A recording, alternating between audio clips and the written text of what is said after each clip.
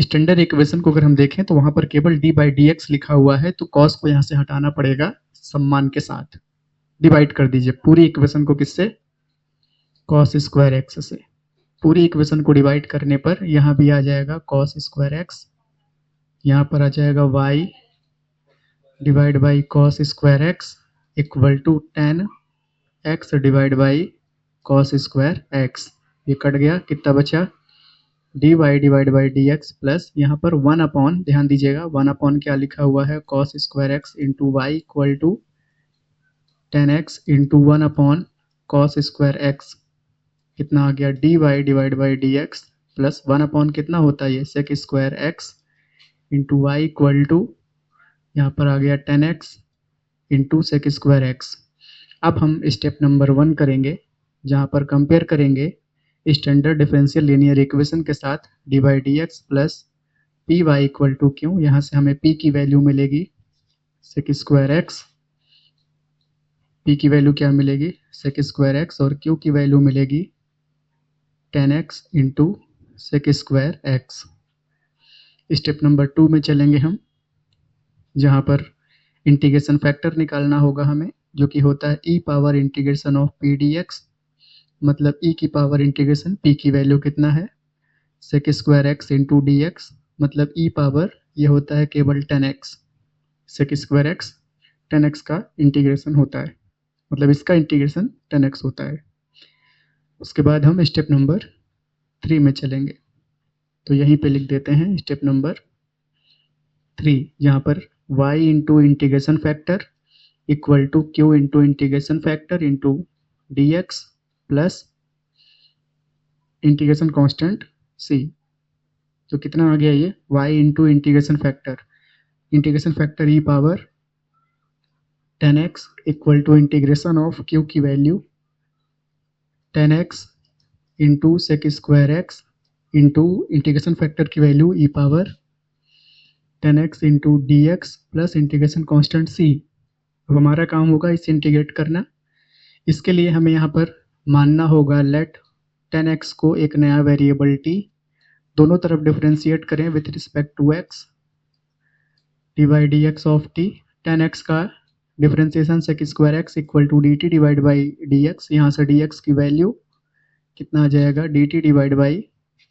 सेक square x उठा के रखें, y into e power tan x equal to integration, tan x को हम मान चुके थे t, अगर आपको ध्यान हो तो ये केवल क्या बचा यहाँ पर t into sec square x लिखा रहने दीजिए इंटू ई पावर हो गया t इंटू और dx की value dt divide by sec square x plus integration constant c, sec square x से sec square x cancel, y into e power tan x equal to क्या बचा, t into e power t into d t, यहाँ पे UV rule लगाएं इंटीग्रेशन का, y into e power tan x equal to islet लगाएं यहाँ पर, तो u की वैल्यू हो जाएगी t और v की वैल्यू हो जाएगी ई पावर t, तो सीधे हम यूवी रूल लगा रहे हैं, u को शांति से लिखना है, मतलब t को शांति से लिखना है, ई पावर t को t के रिस्पेक्ट में इंटीग्रेट करना है, माइनस डिफरेंशिएट करना है t को with respect to t, integrate करना है ई पावर t को विथ रिस्पेक्ट टू t, और जो भी आएगा उसका फिर से integration with respect to t। कितना हो जाएगा ये, y into e power tan x equal to t into e power t x का integration e power T integration minus t का t के रिस्पेक्ट में डिफरेंशिएशन 1 ई पावर t का integration e power t, और इसको फिर से करेंगे इंटीग्रेट dt। तो इतना नोट करें। इसके बाद हम आगे सॉल्व करें इसे, तो कितना आ जाएगा आप देखिए, इसे हम आगे सॉल्व करते हैं। t की जगह पर 10x को t माना है आपने,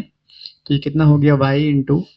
ई power 10x equal to t into e power t minus e power t का इंटीग्रेशन ई पावर t ही होता है, प्लस एक इंटीग्रेशन कांस्टेंट c